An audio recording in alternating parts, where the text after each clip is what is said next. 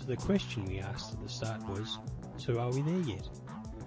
When will the cars of tomorrow be here for us to buy? Well, hydrogen, I think, is a very interesting long-term technology.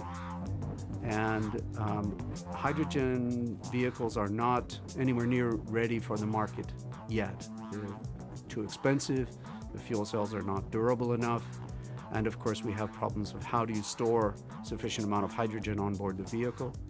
So I don't think in the next 10 or 15 years we're going to see any significant impact of hydrogen on the transportation system. But there's been a lot of progress in the technology over the past decade or so. And it is one of the few options available. Hydrogen, if it ever gets off the ground, is at least 10 years away. Plug-ins and short-range vehicles are approaching the showrooms in the next couple of years.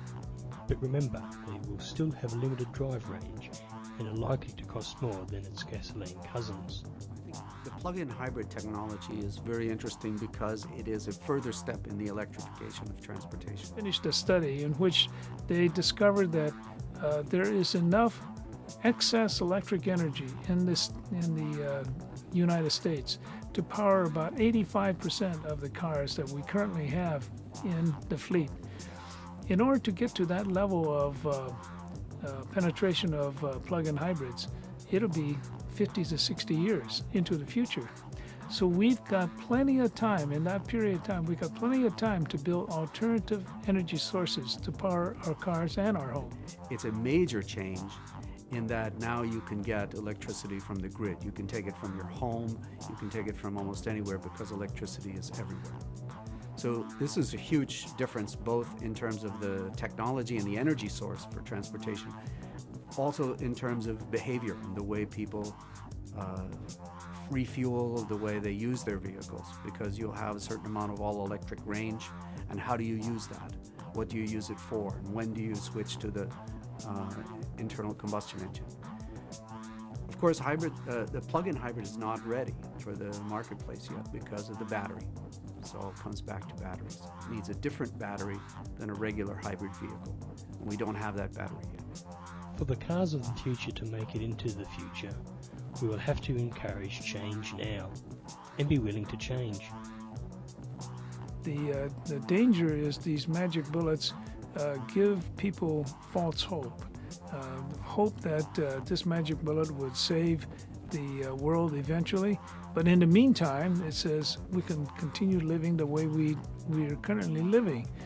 The trouble with that kind of philosophy is we don't have time to wait anymore.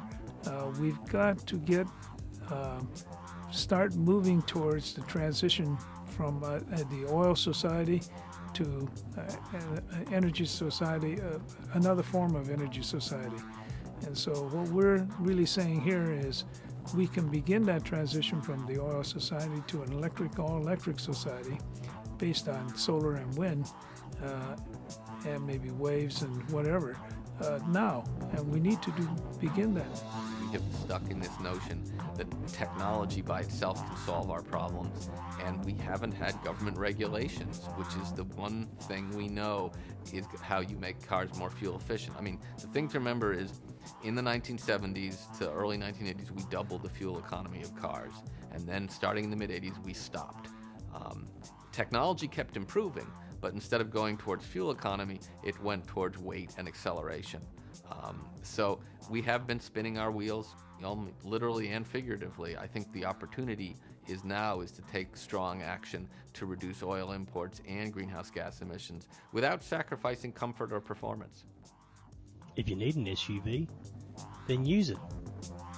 We have to live a life that is different from the way we live now. There's a segment of the consumer, and you can see it when you look at sales statistics. I mean, these are the people who are buying Priuses. These are the people who are buying Honda Civics. These are the people who are buying Toyota Yaris's, which is a very small, very European car. It's not at all like your typical American car. Those people clearly have said, you know what, this stuff about being big and bold and V8 is just bogus. I don't need that anymore. I want a car. I feel smart if I'm in a 4-cylinder car that's getting 40 mpg. But there's a big segment that says, you know what? That's what I want. I want something big. I got stuff to haul. I want to feel. And in the luxury market, this is absolutely true. And the luxury market's really growing faster than most other segments of the market. And in the luxury market, there's been no sort of turning away from, the big is better and the more powerful is better and the more sophisticated and the heavier is better. Not really. That's still kind of, the ultimate car is still a 12-cylinder German sedan. It hasn't changed. We have to make the change to the future where we are driven not by luxury, but driven by the desire to make the world a better place. I wouldn't be doing this work unless I was an eternal optimist. My optimism comes in having faith that people will realize suddenly that, hey, this kind of work that we're doing can be done. And if we say to the car companies that if they build these cars, we'll buy them, that may be enough to tip the scale for them to make the investment. Because if they see 5 million customers out there for clamoring for a particular kind of vehicle, they're in the business of making cars and making money. They'll do it. But until they see that, until they're convinced of that, that won't happen. And the first thing that we have to do is to convince the car companies that there is a customer demand out there, is to convince the customers, the people of the United States, that this is possible. I asked a well-placed friend in Detroit recently how long it'll be before you drive home from Walmart in your new Wally made by maybe Shanghai Automotive and not using much oil. He said, about 10 years, which is tomorrow in the auto business. And after that, they'll sell you a car that doesn't use any oil because China intends to become the world leader in fuel cells, just as it already is in lithium-ion batteries, and it takes the same smart electrochemists to do both. The future will not be like the past. But if we change the way we do things, what we drive and what we buy, the future is something to look forward to, not dread. The cars we drive are that important to a happy future. It will, of course, take decades to get to an all-renewable energy system, just as it will take decades to turn over the car fleet a couple of times and get to an all-hypercar fleet. It takes an infinite time if you never start, and the sooner you get at it, the more likely you are to have your own industry making the stuff.